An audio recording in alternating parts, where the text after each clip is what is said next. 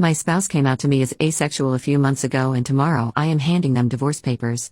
They're going to be devastated. My spouse and I have been together for 8 years. Our intimate life has had lots of ups and downs. Sometimes it felt like it was fire and was really good, but there were long stretches where I felt like I was starving.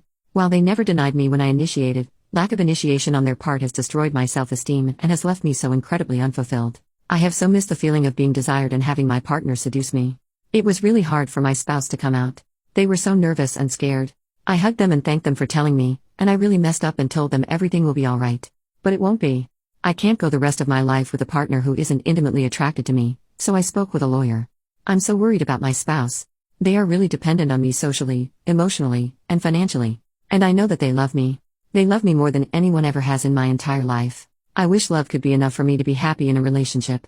Tomorrow is really going to suck. Edit to add, just to make things clear. An open relationship is not an option. I am strictly monogamous. I am not the type of person who is capable of having multiple partners. An open relationship isn't going to help me meet my needs that are currently missing in my relationship. What I need is for my spouse to be intimately attracted to me. And for those of you who have assumed the gender of myself and my spouse, the majority of you are wrong. Watch your assumptions.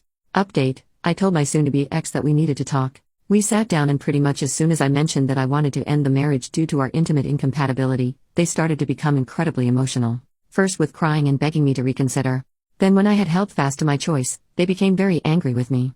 They started yelling and being belligerent. So I told them I was leaving, and they followed me out to my car and slammed their fist hard enough on the hood they left a sizable dent. I actually never even got around to telling them I had already spoken with an attorney or let them have a preliminary draft of our divorce agreement. I went to stay in a hotel. My soon-to-be ex continued to try and text and call me.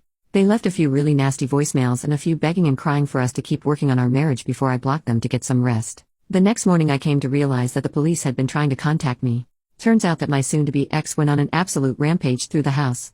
Many of my personal items were destroyed, holes punched and kicked into the walls. Some very sentimental items of mine are now damaged beyond repair. They even took my 80-year-old jade plant out back and put it on the grill. That had been my grandmother's plant. I'm devastated about that. Apparently during the rampage the neighbors called the cops with a noise complaint. When the officers showed up there was an altercation and my soon-to-be ex ended up getting arrested. They are now facing charges for disorderly conduct, resisting arrest and assault on a peace officer. The worst part though, is that somehow during the rampage, arrest or while left alone overnight, my soon-to-be ex's cat got badly injured and needed to be taken to the emergency vet for surgery. She pulled through surgery okay and is currently being boarded at her regular vet's office for post-op care, as I am unable to provide the level of care she needs. She should be okay, but I feel really bad for her. Her life is turned upside down. She is away from home and the last memory she has of her favorite person was seeing them be a monster. I'm not sure what I am going to end up doing with her ultimately. But I am doing what I can to get her feeling better. I knew my soon-to-be ex would get emotional and cry and yell. I knew they would be argumentative about it. That was a big reason why I wanted to have all my ducks in a row before speaking with them. I am super thankful to my therapist who helped me role-play the talk. I had already had a packed bag in my car and was able to stay calm and cool-headed enough to leave when I did. My ex still has not posted bail, and I absolutely refuse to do so. They've been calling me from lockup begging me to, but also yelling at me. I have refused to take any of the calls. The preliminary divorce agreement where I was attempting an amicable divorce with decent spousal support for them is out the window now.